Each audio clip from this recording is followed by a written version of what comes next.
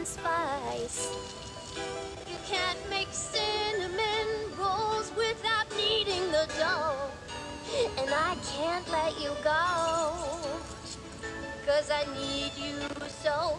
And so I'm gonna put you into a blender with me. Set the oven to 300